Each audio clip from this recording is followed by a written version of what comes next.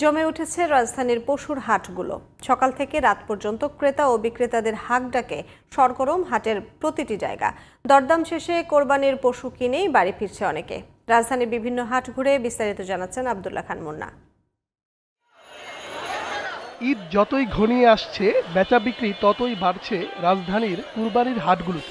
হাটে রয়েছে পর্যাপ্ত পরিমাণ গরু, চলছে দরদাম, বিক্রিও হচ্ছে যথেষ্ট সংখ্যক গরু ও ছাগল।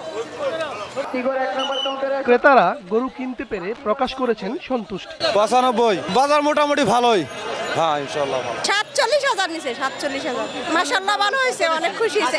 ঠিক আছে মাশাআল্লাহ। 1,35,500 টাকা কিনেছি, এই দামে কিনতে পারে আমরা সন্তুষ্ট। বেচা বিক্রি ও ক্রেতাদের উপস্থিতি বাড়ায় ব্যাপারীরাও খুশি। আজ 8টা বেচছি 4টা, বাজার মোটামুটি ভালো আলহামদুলিল্লাহ। না গরু আরো আছে, একটা বেচা হয়েছে, মোটামুটি ভালোই বাজার ভালো। হাটের সার্বিক নিরাপত্তায় ব্যাংকিং ব্যবস্থা সহ নানান সুযোগ সুবিধা দিচ্ছেন ইজারাদাররা। আব্দুল্লাহ খান মুন্না, জিটিভি নিউজ, ঢাকা।